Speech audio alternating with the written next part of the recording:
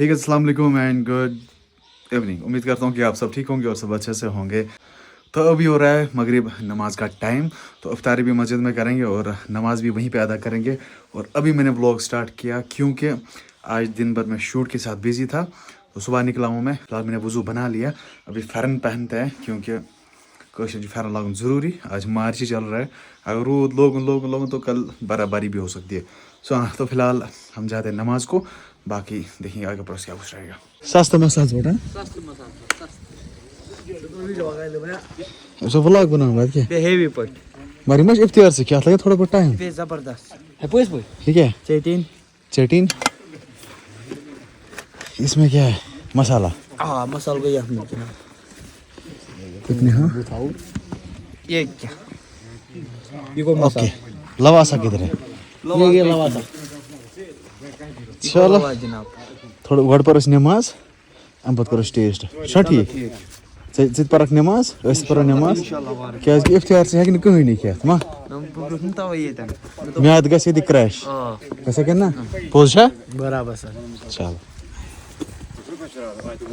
गुलाम साहब खजूर दे दो। खजूर लेते हैं पहले यहाँ से। इफ्तियार गोश है आई थिंक सो। बस 10 के दे भाई क्या सोप छा मैंने गोन इफ्तियार गोवाया कत गो अर्त्रस पटे इफ्तियार अतला गो तो कुन तो या लोग है आना कर लो गो देखेंगे तुलो दूर राडो राड से शेक करना इफ्तियार से इफ्तियार करना राडा पीर सब राड कर इफ्तियार खड़ा पे इफ्तियार करना।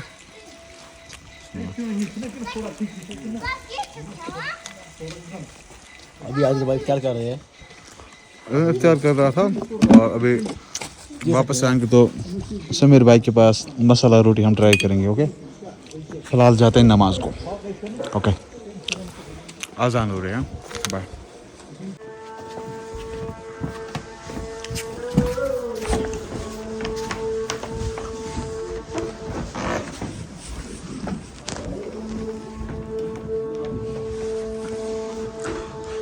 सपर था नमाज मसाल भया हैं दिस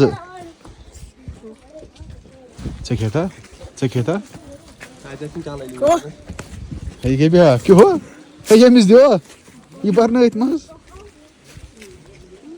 सोनमर्ग जाओ ये बेचारा हाईलाइट करो बल्कि बाकी गांव में बैठा हो दिव्या स्कैनर एब्सेंट मैंने स्कैनर सरा बदमिस ना कर मोबाइल नंबर चला बैक टू होम माशाल्लाह। हाँ जी, तो फिलहाल नमाज़ पढ़ के मैं आया और ये लाई मैंने मसाला 2 रोटी।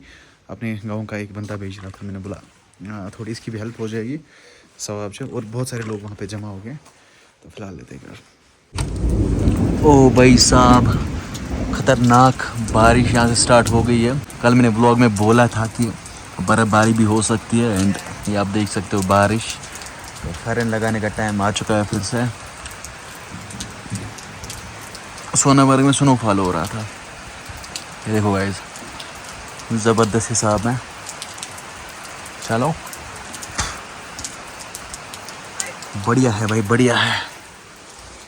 हाँ जी गाइस, कल मैं ब्लॉग पूरा नहीं कर पाया, तो अभी ब्लॉग बना रहा हूँ मैं फिर से। तो बाहर से जैसे आपने ब्लॉग में देखा बारिश हो रही है, ज़बरदस्त वाली बारिश हो रही है।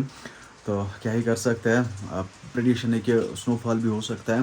तो लगता है मुझे लगता है कि शायद पहली बार मैं रमज़ान में स्नोफॉल देख रहा हूँ। मुझे लगता है शायद मेरी जितनी भी एज है कि स्नोफॉल पहली बार मैं देख रहा हूँ, जो कि होगा रमज़ान में। तो बाकी अल्लाह ताला बेहतर जानता है। एंड वन मोर थिंग कि फास्टिंग के क्या फ़ायदे, मतलब रोज़ा रखने का क्या फ़ायदा है। फ़ायदा ये है कि बायोलॉजी के रिलेटेड मैं आपको बता सकता हूँ।